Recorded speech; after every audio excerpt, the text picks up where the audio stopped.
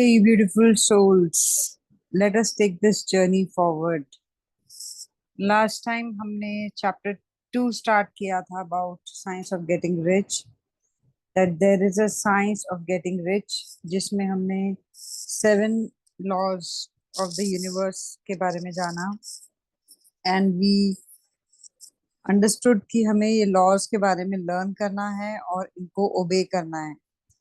तो जिस तरीके से अलजेब्रा और अर्थमेटिक मैथ्स का कोई भी फॉर्मूला हमें पता है, हम उसको अप्लाई करेंगे, कोई भी प्रॉब्लम सॉल्व करेंगे, उसी तरह से अगर हम एक सर्टेन वे से लाइफ को जी रहे हैं, that is living by the law, obeying the laws, then we are bound to get rich. ये एक मैथमेटिकल और एक अलजेब्रा की तरह ये एक सर्टेनिटी है कि वो वर्क करेगा ही करेगा। हमने सब्सिडरीज लॉस के बारे में जाना। अगर आपको वो वीडियो देखना है तो आप मेरे चैनल से देख सकते हैं। Now let us go ahead. हमने 3 पैराग्राफ्स पढ़े थे, अब हम आगे पढ़ते हैं। Last paragraph on this page is getting rich is not a matter of environment. If it were, all people in a certain area would become wealthy. The people of one city would all be rich, while those of other towns would all be poor. तो इसमें author कह रहे हैं कि किसी environment पे rich होने का कोई वो नहीं है कि अगर कोई एक सिटी के लोग ही रिच होंगे या एक सर्टेन एरिया के लोग ही रिच होंगे।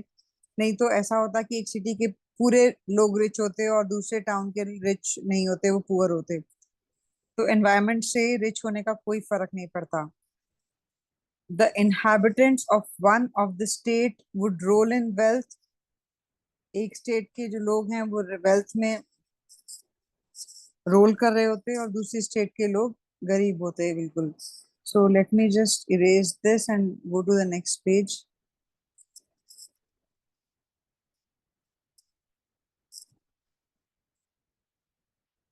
Yes.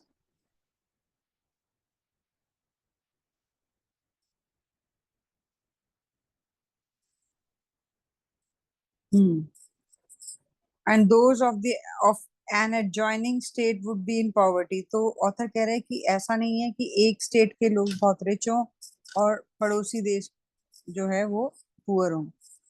We frequently see rich and poor living in the same environment and often engaged in the same vocations. Rich और पुअर एक तरह का काम करते हुए भी पाए जाते हैं और एक एनवायरनमेंट में भी पाए जाते हैं। When two people are in the same locality and in the same business, and one gets rich while the other remains poor, it shows that getting rich is not primarily matter of environment. एक ही environment में रहते हुए, एक ही business करते हुए, एक ही तरह का बिजनेस करते हुए एक इंसान बहुत रिच है और दूसरा पुअर है, ये शो करता है कि एनवायरनमेंट से रिचनेस में कोई फर्क नहीं पड़ता।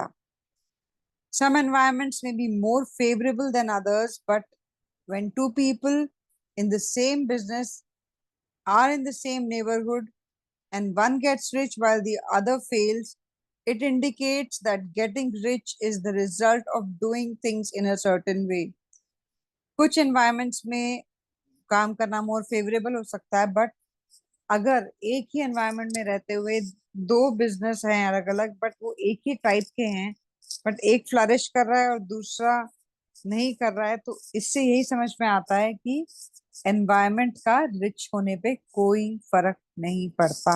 सो आया, आप समझ रहे हैं कि ऑथर कहाँ लेके जा रहे हैं कि हमें ये समझना है कि हम ये कभी भी ब्लेम नहीं कर सकते या ये एक्सक्यूज नहीं दे सकते कि एक्स की एनवायरनमेंट फेवरेबल है और वाई की नहीं है। एक इंसान की फेवरेबल है, दूसरे की नहीं है।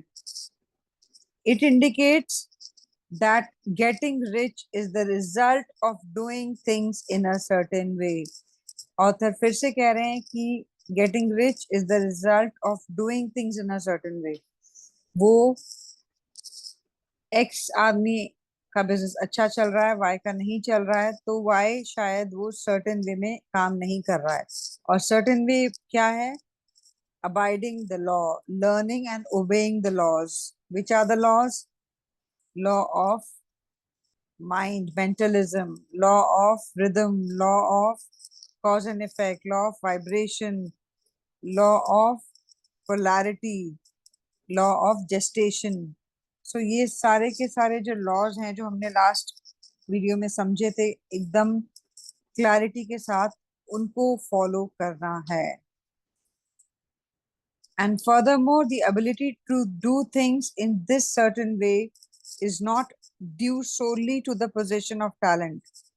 अब ऑथर कह रहे हैं कि ऐसा भी नहीं है कि टैलेंट होना बहुत जरूरी है आपको रिच होने के लिए, क्योंकि कुछ ग्रेट टैलेंट वाले लोग भी पुअर रह जाते हैं और कुछ बहुत कम टैलेंट वाले भी, कई बार बहुत डम लोग भी बहुत ज्यादा रिच हो जाते हैं. तो अब इसमें ऑथर क्या कह रहे हैं? पहला तो एनवायरनमेंट से फर्क नहीं पड़ता. सबसे इम्पोर्टेंट है as per the author certain way में जीना. सर्टेन वे क्या है? Learn and obey the laws of universe. Right. अब क्या फैक्टर्स की बात हो रही है? सबसे पहले एनवायरनमेंट. ऑथर कह रहा है एनवायरनमेंट से फर्क नहीं पड़ता. अब वो कह रहे हैं टैलेंट से भी फर्क नहीं पड़ता. राइट. टैलेंट है वो भी रिच हो सकता है, विदाउट टैलेंट लोग भी रिच हो सकते हैं, बहुत ज्यादा टैलेंट वाले लोग भी पुअर रह सकते हैं. तो इससे भी कोई श्योरिटी नहीं है कि आपके पास टैलेंट है तो आप रिच हो जाएंगे. If we study people who have gotten rich, we find that they are an average lot in all respects. कई बार हम देखते हैं बहुत से रिच लोगों को तो वो एवरेज होते हैं, कुछ ऐसा उनमें कोई स्पेशल टैलेंट नहीं होता. It is evident that they do not get rich because they possess unique talents and abilities. अब author कह रहे हैं ऐसा कुछ नहीं है कि उनके पास यूनिक टैलेंट्स एंड एबिलिटीज हैं कि वो उस वजह से रिच हो गए. They get rich because they happen to do things in a certain way. फिर वही बात, doing things in a certain way. They happen to do things in a certain way. Getting rich is not a result of saving or thrift. अब savings करने वाले लोग भी जरूरी नहीं है कि रिच हो, और thrift. Many very penurious people are poor. जो बहुत पैसा बचाते हैं वो भी पुअर हैं, और बहुत सारे फ्री स्पेंडर्स जो खुल के खर्चा करते हैं वो रिच है. तो ये भी कोई रूल नहीं है कि सेविंग्स करो तो आप रिच हो जाओगे. तो ये भी गलत हो जाती है बात. Nor is getting rich due to doing things which others fail to do. Two people in the same business often do almost exactly the same things, and one gets rich while the other remains poor or becomes bankrupt.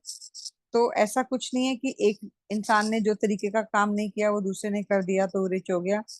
ऐसा कोई formula नहीं है.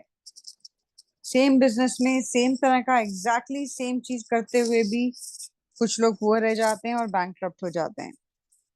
From all these things, we must come to the conclusion that getting rich is the result of doing things in a certain way. फिर से author इस बात पे stress कर रहे हैं कि getting rich is the result of doing things in a certain way. ये इसका बार बार पॉइंट पे एम्फेसाइज करना बहुत बहुत इम्पोर्टेंट है. Getting rich is doing things in a certain way. अब इसको आगे लेके चलते हैं.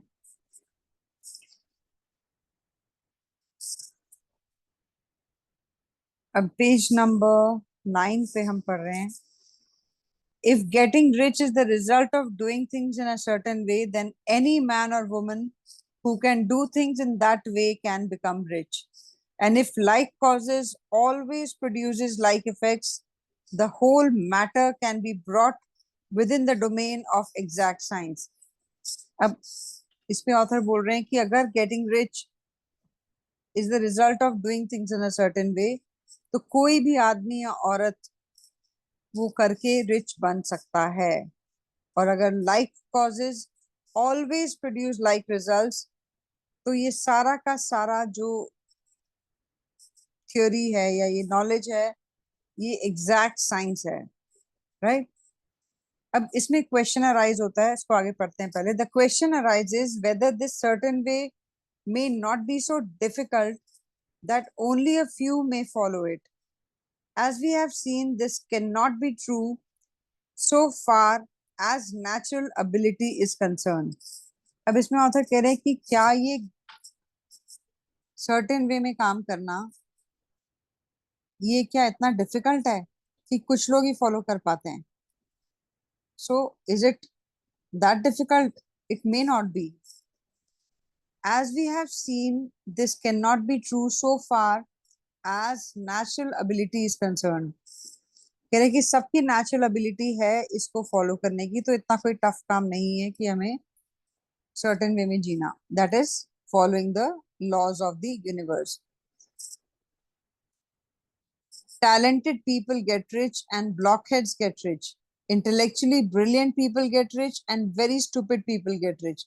Physically strong get rich, weak and sickly people get rich. तो अगर ये नेचुरल एबिलिटी की बात करें तो natural ability of following the law of living in a certain way talented लोगों के पास भी है, ब्लॉकहेड्स के पास भी है, इंटेलेक्चुअली ब्रिलियंट के पास भी है, स्टूपिड लोगों के पास भी है.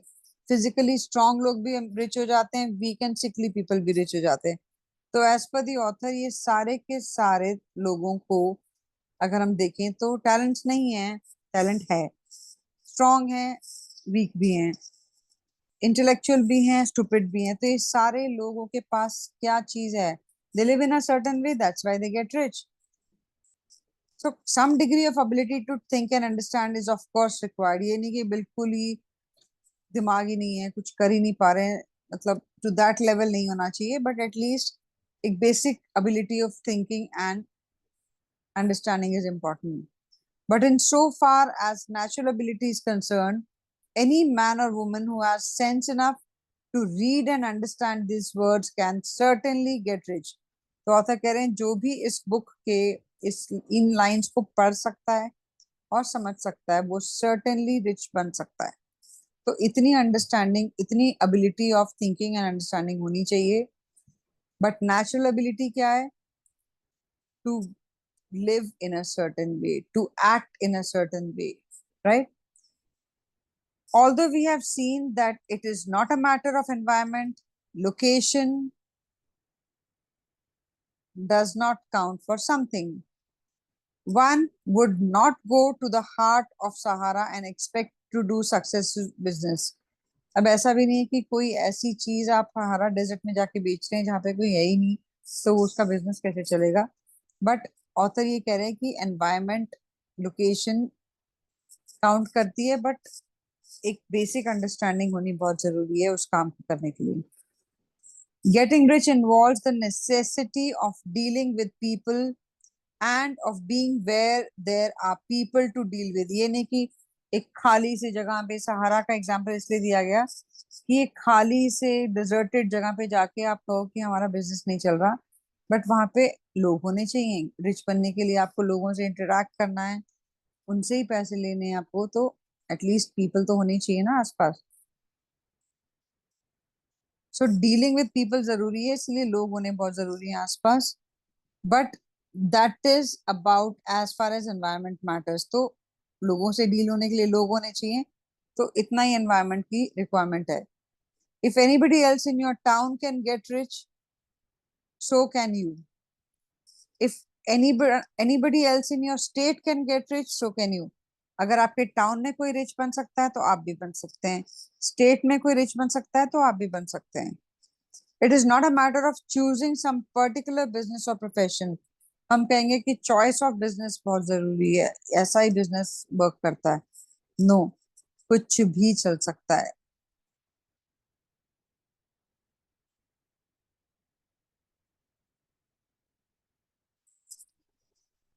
People get rich in every business and in every profession, while their next door neighbors in the same vocation remain in poverty.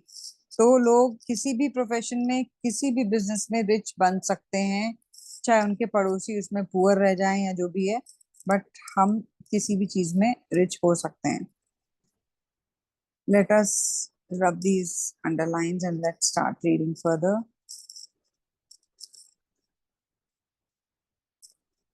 Okay. And if you have certain talents which are well developed, you will do best in the business which calls for the exercise of those talents. अगर आपके पास ऐसे कुछ talents हैं जो उस business में काम आएंगे, तो definitely आप उन talents को use करिए और वो आपके लिए एक advantage ही होंगे. Also, you will do the best in a business which is suited to your locality. आपके locality में अगर कोई business चलने के लिए suited है तो वो definitely काम आएगा. अब अगर एक एग्जांपल दिया होता ने, an ice cream parlour would be better in a warm climate than in Greenland. Greenland में जहाँ पूरा साल बर्फ रहती है, इतना ठंडा रहता है, वहां पे जाके अगर आप आइसक्रीम पार्लर खोलेंगे तो डेफिनेटली नहीं चलेगा. इतना तो सेंस डेफिनेटली होना चाहिए. A salmon fishery will succeed better in north west than in Florida where there are no salmons. अब जहाँ पे साल्मन्स नहीं है वहां जाके आप साल्मन फिशरी शुरू कर रहे हैं कि साल्मन की फिश पकड़ना चाह रहे हैं, तो वो डेफिनेटली वहां पे नहीं मिलेगी. तो ये बेसिक अंडरस्टैंडिंग, बेसिक होमवर्क करना जरूरी है, बट उसके अलावा everything works everywhere. But aside from these general limitations, getting rich is not dependent on your engaging in some particular business, but on your learning to do things in a certain way. तो author कह रहे हैं कि general limitations यही हैं कि location का और जो भी आप बिजनेस चूज कर रहे हैं, बट इसके अलावा एक पर्टिकुलर बिजनेस में आप अगर काम कर रहे हैं तो आपको सिर्फ और सिर्फ learning to do things in a certain way करना है. That is following the law. If you are now in a business and someone else in your locality is getting rich in the same business while you are not getting rich, it is because you are not doing things in the same way that the other person is doing them. तो इसमें भी अब author बार बार यही कह रहे हैं कि आपको देखना है कि वो लॉस को अबाइड कर रहे होंगे डेफिनेटली, तो आप नहीं कर रहे हैं, शायद उनकी तरह से आपको बिजनेस करना है. No one is prevented from getting rich by lack of capital. True, as you get capital, its increase becomes more easy and rapid. Capital के बिना भी लोग रिच हो सकते हैं, ऐसा नहीं कि लैक ऑफ कैपिटल की वजह से आप रिच नहीं हो पा रहे, बट यस वो उसकी स्पीड इंक्रीज कर देगा, थोड़ा जल्दी पहुंचा देगा. But no matter how poor you may be, if you begin to do things in a certain way, you will begin to have capital. अगर आप सर्टेन वे में आप काम कर रहे हैं तो आप उस कैपिटल को भी जल्दी पालेंगे. The getting off capital is a part of the process of getting rich. ये कोई कॉज नहीं है, कोई रीजन नहीं है जिससे आप अमीर बन जाएं, बट ये एक पार्ट ऑफ प्रोसेस है. It's a part of the result which invariably follows and doing the things in certain way. आप सर्टेन वे में काम करेंगे तो ये वाला जो पार्ट है वो ऑटोमेटिकली आपके प्रोसेस में आएगा ही आएगा. What is the part? That is getting the capital. You may be the poorest person on the continent and deeply in debt, but if you begin to do things in this certain way, author बहुत strongly कह रहे हैं कि अगर आप poorest person भी हो एक continent में और deeply in debt हो, आपके पास बहुत सारा कर्जा हो, but if you begin to do things in this certain way, you must infallibly begin to get rich. मैं इसको अंडरलाइन कर रही हूँ, फिर से रीड कर रही हूँ. अगर आप पुअरेस्ट पर्सन भी हो कॉन्टिनेंट में, डीपली इन डेट हो, कर्जे में भी हो, बट अगर आप थिंग्स इन अ सर्टेन वे करें, आप बिना किसी डाउट के you will begin to get rich, because like causes must produce like effects. You will get rich even if you do not have any friends, influence, or other resources. If you have no capital, you can get capital. If you are in wrong business, you will get into the right business. तो author बार बार ये कह रहे हैं कि कोई भी चीज आपको रोक नहीं सकती रिच रहने से, बस आपको क्या करना है, सर्टेन वे में चीजों को फॉलो करना है. Just a minute. Yes, If you are in a wrong business, you can get in the right business. If you are in the wrong location, you can go to the right location. You can do so by beginning in your present business, in your present location, to do things in a certain way. तो author कह रहे हैं कि present location में ही, present business में ही आप cause करिए success. कैसे? By doing things in a certain way. And what is the certain way? Following the 7 laws of universe. अगर आपने वो वाला वीडियो नहीं देखा है तो प्लीज आप उसको देखिए, लर्न करिए 7 लॉज कौन कौन से हैं, और रोजमर्रा की अपनी जिंदगी में, अपने बिजनेस में इन लॉज को फॉलो करिए and see the miracle happening in your life, how you are going to get successful, how you are going to get rich. Okay, friends, go through this chapter again and again and feel the magic, see the miracles happening in your life by applying